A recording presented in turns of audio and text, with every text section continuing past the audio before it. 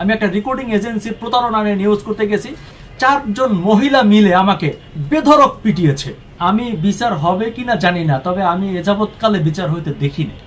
আমি যদি দেখতাম যে তুহিনকে যেভাবে কুপায় আর জবাই দিয়া মারে ফেলছে, ইট দিয়া থেতলায়া যেভাবে একটা সাংবাদিকের পুরো শরীরকে থেতলে দিছে, আমরা ওই সন্ত্রাসীদেরকে যদি ওভাবে ইট দিয়ে থেতলাই দিতে পারতাম, কিংবা সরকার যদি ওদেরকেও ধরে ধরে জবাই দিত কিংবা ফাঁসিতে ঝুলাই দিত, তাইলে আমি বুঝতাম যে না, এদের বিচার হবে।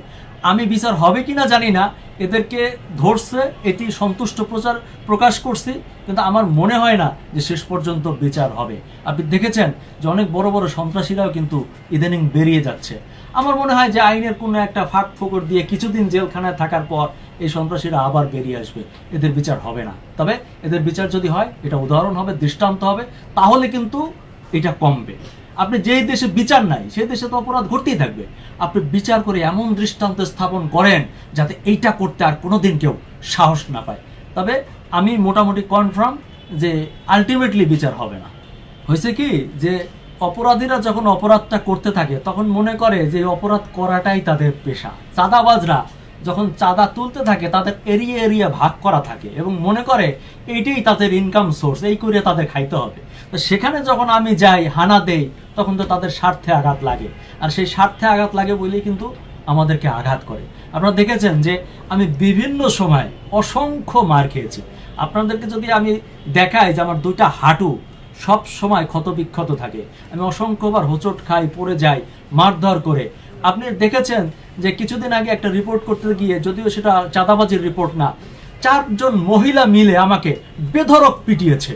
আমি একটা রেকর্ডিং এজেন্সির প্রতারণা নিয়ে নিউজ করতে গেছি, সেখানে যাওয়ার পর 4 জন মহিলা, আপনারা দেখেছেন সোশ্যাল মিডিয়ায় অনেকে, যে 4 জন মহিলা অতর্কিতভাবে আমার প্রতি হামলা করে। তখন আমি তো একটা পুরুষ মানুষ ভাই, তাদেরকে তো আর মারতে পারি না, আমি তো মহিলাদের গায়ে হাত দিতে পারি না। এই 4 জন মহিলা মেরে আমাকে কান ফাটিয়ে দেয়, আমার চশমা ভেঙে দেয়, আমার নাক দিয়ে রক্ত পড়ে, আমার এটিএন বাংলার বুম ভেঙে দেয়, এবং প্রকাশ্যে তারা মেরেছে। রাষ্ট্র কি করেছে? নিউজটা দেখেছে, কিন্তু এই 4 জনের একজনও গ্রেপ্তার হয় নাই। এই প্রকাশ্যে আমাকে মারছে, এটার স্থির চিত্র আছে, এটার ভিডিও আছে, আমরা প্রচার করেছি। এটা প্রচার হওয়ার পরেও এই 4 জনের একজনও গ্রেপ্তার হয় না, এদের বিরুদ্ধে কোনো রকম ব্যবস্থা হয় না। অনেকে সোশ্যাল মিডিয়া আমাকে বলছে, ভাই আপনাকে এভাবে বেধড়কভাবে মারলো, এভাবে মানুষকে মারে, রাষ্ট্র কি করছে, প্রশাসন কি করছে? নিশ্চয় তাদেরকে ধরছে, বিচার করছে। আমি বলছি না, প্রশাসন এই 4 জন যে আমার মারছে একজনও ধরে নাই। ধরলে তো অন্তত বুঝতাম যে তাদেরকে ধরছে, অ্যাটলিস্ট জিজ্ঞাসাবাদ করছে। তো যেই দেশে জবাবদিহিতা নাই সেখানে তো অপরাধ ঘটতে থাকবে। আপনি আমার বাঁচাবেন কিভাবে? সাংবাদিকদেরকে বাঁচাবেন কিভাবে? অবশ্যই সাংবাদিক যারা ভালো কাজ করে, যারা ঝুঁকি নিয়ে কাজ করে, বিশেষ করে ক্রাইম নিউজ যারা করে, চাঁদাবাজি নিউজ যারা করে, তারা ঝুঁকির মধ্যে আছে। তাদের আসলে ওরকম কোনো নিরাপত্তা নেই বললেই চলে। আমি দেখেছি, আমি যখন কোনো একটা দুর্ঘটনা ঘটে, আমি যখন অ্যাক্সিডেন্ট করি, তখন আমার পরিবারের লোকজন ছাড়া, মানে আমাকে 2-1 মলম লাগায় দেওয়া আর ডাক্তারের কাছে নেওয়া ছাড়া কাউকে আমি কাছে পাই না, কখনোই পাই না, এবং কেউই আমার সাহায্যের জন্য এগিয়ে আসে না। আলটিমেটলি ভাই সত্য কথা কি জানেন, আপনি যদি মরে যান না, ক্ষতি হবে আপনার স্ত্রী সন্তানদের, আপনার বাবা মায়ের, এছাড়া কারো কিছু যায় আসে না। এই দেশে মরে গেলে কারো কিছু যায় আসে না।